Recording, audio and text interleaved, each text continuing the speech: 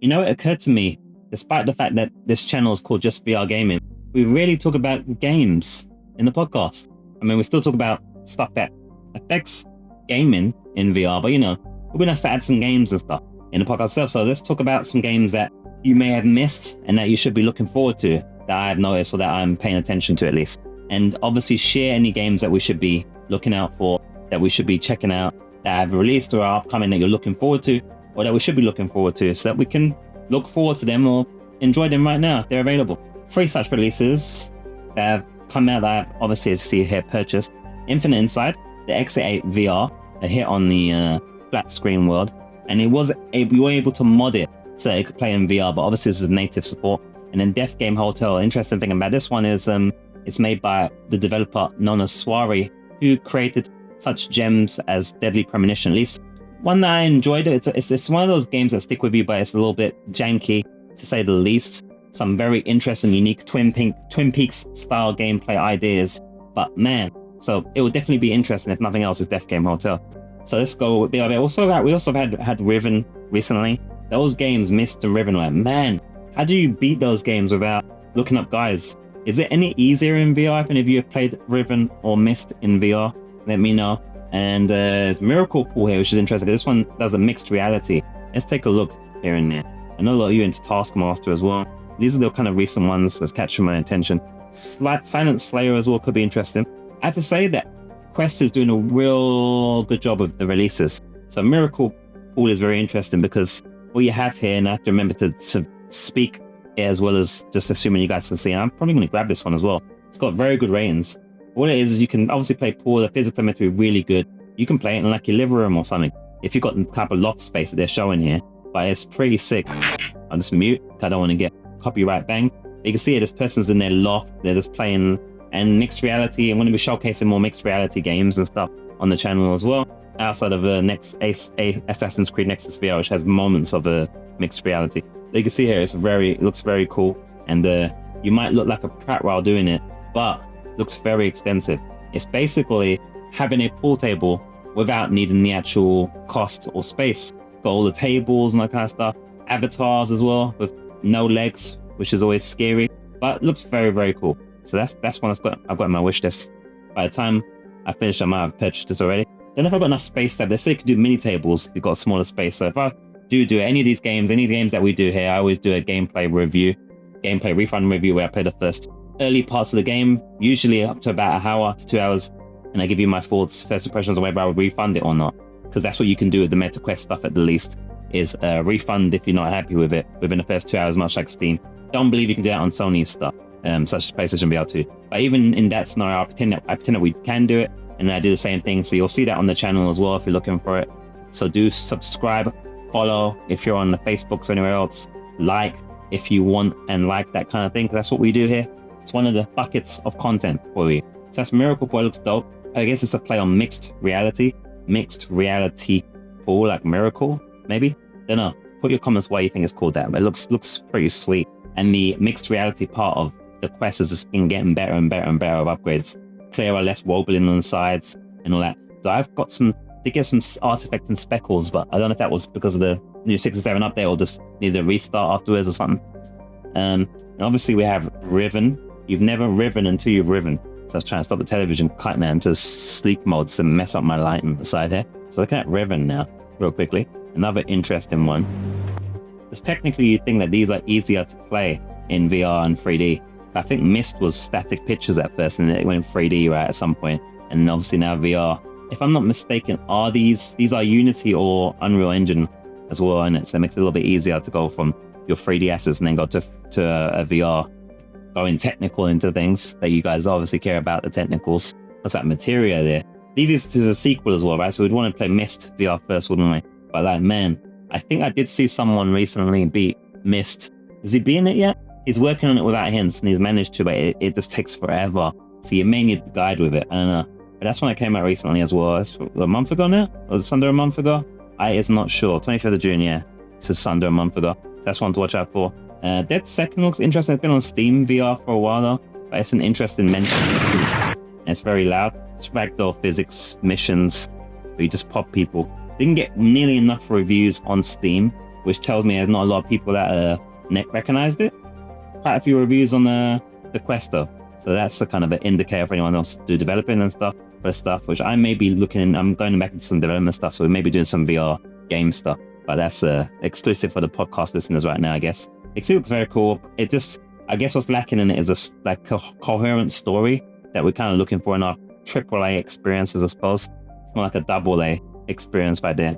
Death Game Hotel, as I said earlier, is by the guy that's done Deadly Premonition. So if you're into his way of doing things, the review count's very low. I don't know if it's because people are put off by the anime or just the concept itself. But I'm going to be checking it out. It's got a single player and a multiplayer as well. I'll check out the single player at the least and give you guys my thoughts. But it looks like it's a poker game where we can do some mini games in terms of the Death Game Hotel. Sounds like a cool concept, kind of like a battle royale with cards. We've got some exploration and different things that you can interact with and play with. And the reviews that are there are suggesting that it is an experience. And usually with Soiree, at the least you can say it's an experience. It almost looks like the visual novel series, that Death one, I forget what it's called, but reminds me of that. Soaring Pango or something like that.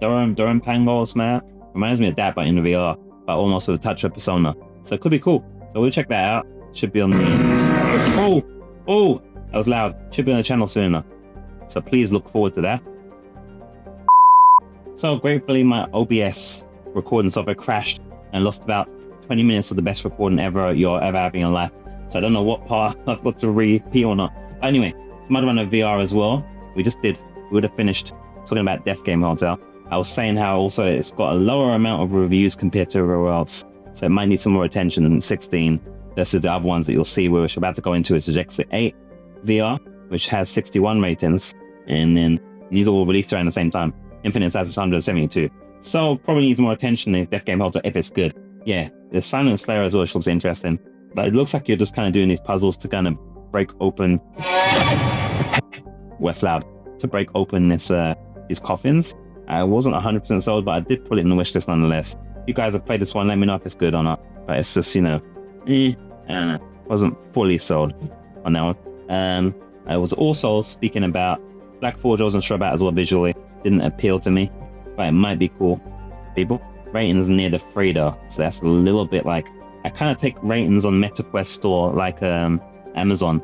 It's below, it's getting close to a 3. It's usually concerning, as usually 4 seems to be pretty solid generally. But yeah, aesthetically and that, unless it's got like a campaign story or something, I can't really get into that one, it seems. So yeah, and then what I was saying, I don't remember if it's in the previous part of the recording, so I might be repeating myself here, but it's obviously Taskmaster VR.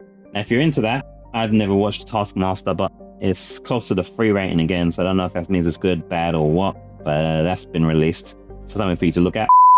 We did the Exit 8 VR. My thing has crashed like 3 times. So I'm lost in the point, and when you're watching it, it's like all over the shop.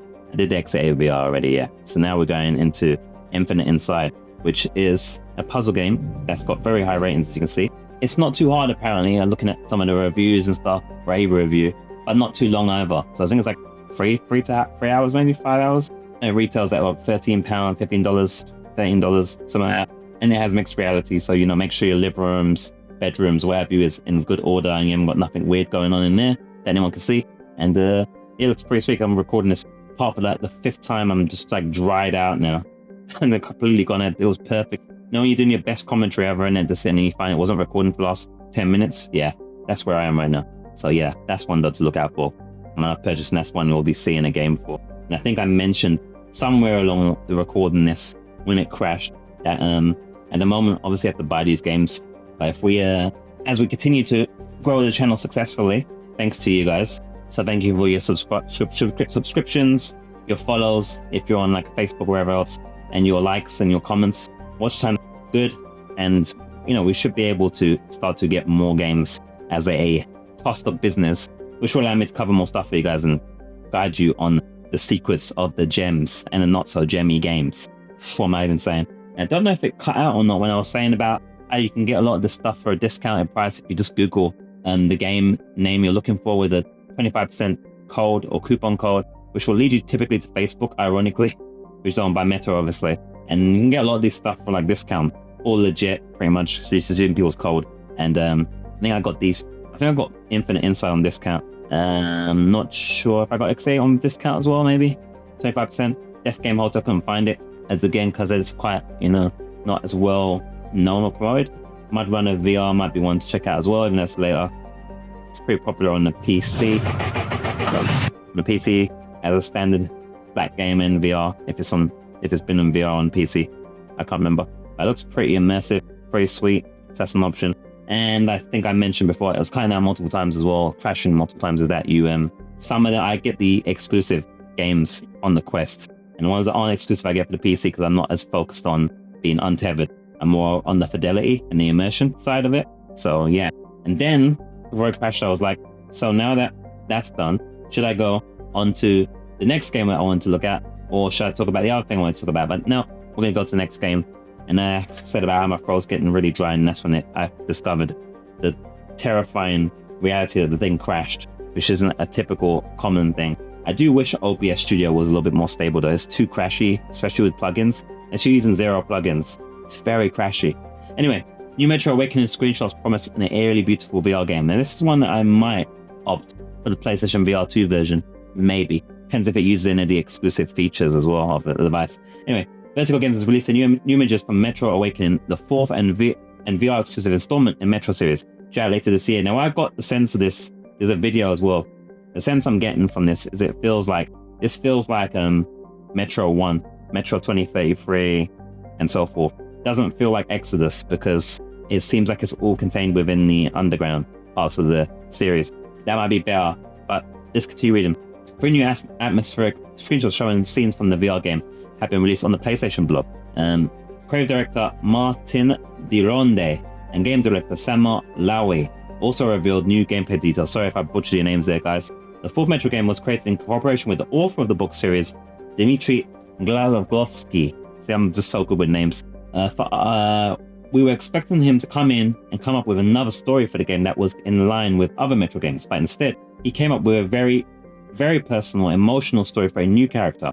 It also meant that our focus started to shift from taking a straightforward approach to a more story-heavy and story-driven approach in this particular game, which means we're getting more of a potential AAA experience, what we want in our VR games, really, alongside all the other kind of more simple and casual experiences.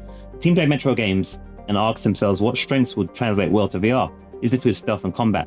Metro Awakening takes place before the events of the other games and will therefore have a slower pace. After the first game, he, Artem, becomes a Spartan. But in Metro Awakening, is that a spoiler? Not really, I suppose. Metro Awakening, our protagonist is not necessarily a combat expert. So with that in mind, it also fits better to have a bit of a slower pace to the combat versus narrative than the original Metro series. Many elements have been retained, such as the scarcity of ammunition, which forces you to explore every last corner of the world. I like exploring the last corners of the world, especially if it's not too scary, especially in VR. Vertical Games also used many of the original assets from 4A Games, who created, obviously, the Metro series previously. So that's exciting. I suppose we could just play a little bit of video here. This is the PlayStation VR. I'm going to mute video here, and I'll just describe what's going on, because if you're podcasting, you're not going to be able to hear it. I think I have to go on YouTube to get it full screen, apparently. Do I want to do that right now? I guess I'm doing it. Stare into the... So it's showing a fire. I don't know if this was the one... When did they release one? It's the same one they released previously. Yeah, 5 months ago. So you guys will have already seen this, but, it was funny how excited people get. It looks really nice, by the way. Funny how excited people got until they realized it was VR and they started L'ing it and F'ing it. But of course, not us VR people. We were very happy. It looks like it's going to be kind of scary. I don't know, man. Don't know if I'm signed up for that. I mean, the Metro games had their jump scary moments, but I wouldn't say they were horror in the classic sense. So it could get pretty eerie out there, folks. It could get pretty eerie. So yeah, it's looking at the screenshots themselves. We have door being, oh no, not door, a lighter being held by the creature standing narrator Mullah. Is that one of the new screenshots? Yeah, it's one of the new screenshots. The gun looks really detailed as well. It does definitely look and feel like Metro. And then we have a couple of guys, looks like in the area you can do some commerce and stuff. They're conversating. That's pretty sweet. And then the final image, it looks like you're sneaking a bit. Let's notice we've got no arms. So we've got floaty hands. I always prefer when the hands aren't floaty, but we've got a big gap there with no arm, just a floaty hand. Should be easy to check things like your wrist though, and wiping your face as you did in the original games in terms of the mess and dirt and things like that. That should really work well with VR. So I'm looking forward to this one. Are you guys looking forward to Metro Awakening VR? They have to add the VR part so it's VR, because did they call it VR? And Metro Awakening VR, am I dreaming? Yeah, Metro Awakening VR. Just in case you end up buying it, not knowing it's VR, I suppose, then you end up complaining. Let's get some comments, so. It's a bit of a spread here, but let's see. Poly 6. As I cough. Should look and feel amazing on PlayStation VR 2 with HDR OLED and those awesome haptics, yep. When I'm going to go near it with an LCD-based HDM Quest or dissing the Quest. There we go. There's debate about which one will look better or not. Some people don't like the lens of the PlayStation VR 2, apparently, in terms of the pureness of the blacks and that, as someone says here, black image and so forth. I think it looks great personally, but not much comments there actually though. I prefer Quest because the Quest a lot better resolution and cleaner image than PlayStation VR 2 blurry mess. So that's what I'm saying. People are like, and I'm not getting the blur zone thing on PlayStation VR 2 personally. So I don't know. But either way, it's a good game. It looks like it's going to be a great game to be added to PlayStation VR 2 and the Quest and VR in general. So we're in for XR gaming, hopefully. Looks great. Looks really visually strong. And I hope that it comes out looking as excellent as it does and playing as excellent as it looks, as I'm sure you guys do as well. Well, makeup off and naked, no green screen. I just realized while editing, or cutting I should say, the podcast that we didn't even check out, or I didn't even talk about Exit 8 VR. So the game has been a massive success on Steam as a flat game. It also has a mod, I think it's Flat 2 VR that we spoke about either previously or after, depending on what order you're watching this and so forth, that allows you to play this in VR already, but I suppose it's not native, and maybe there's some new scares in this one. I don't know. They've added some new anomalies. The idea of the game is they see the 50,000 players if you're watching versus listening, and I ain't got no lights, so I'm able to put the lights in this case. So essentially this game is, the idea of it has been loads of copycats since. I've even bought one of the copycats that's set on a different setting. They've got a new one available for flat that's based on I want to say, is it the train or plane? I think it's a plane. Anyway, the idea is you keep going through this station, underground station, trying to find the exit. I forgot to shut the door as well, so now I've got sneezing noises in the background. Hold up. Oh, gosh, it's hard to be a professional. So essentially you go in a loop trying to find any anomalies. The anomalies can be a poster with an eye missing, or the eyes are moving on the poster, or maybe the posters become smaller, or maybe there's someone being creepy looking for a doorway, etc., etc. It's a very novel idea, a very simple idea, but a very effective one. Kind of more creepy than horror, although it's classed as horror, but definitely seems to be hitting all the right spots in VR on the Quest here. I don't believe it's available for Steam. Only Quest is a Quest exclusive at the moment, so we'll just double check that. Yes, definitely a Quest exclusive unless you go with the mod method. That one's just released as well. I actually completely forgot to talk about it. I mean, I said I didn't. So that's one to watch out for and check out as well. Should be a good time in VR native, and hopefully they'll put some new things in there maybe. I don't think they have. Oh, and once you've gotten out, each time you go around 8 loops, I believe it is. And each time as long as you don't make a mistake, then you restart. Each time you go around, if you get through and exit the actual underground, then the second part of the game is to find all the anomalies that are remaining. And I think there's something like either 22 or 30 or something like that, unless they add some new ones. So it's a simple concept, but a very cool concept that's been copied by many an indie developer now. Kind of like a Spot the Difference, but more interactive and more creepy. There you go. Now I'm going to go put on some clothes. No, I don't need to put on some clothes. I'm watching England and Spain for what it's worth. It's not coming home, is it? And you won't be surprised to know that this episode is sponsored by, well, yours truly, the Integer, aka JustVRGaming, bringing to your attention the very cool websites that we have available for you that will contains many cool VR related things, from articles to PDFs, books, some free, some paid supporting the channel, and the JustVRGaming.shop as well. It has all manner of cool merch to be showcased soon enough once I can afford my own merch, and many other cool stuff. So do check those out, support the channel. Some options are free as well. You can use our Amazon links if you're going to buy any of the VR stuff that we talk about, any of the devices and so forth. Yeah, use the link within 24 hours of clicking and it will count, and you'll be supporting the channel for free, and you'll allow me to make more videos, more regular, more sooner. And if you just watched a segment from the Just VR Gaming podcast, do be sure to check out the full episode for the full context and the full stories featured in this episode of the podcast. Don't forget to like and subscribe and leave a rating where possible, wherever you're watching. Appreciate you.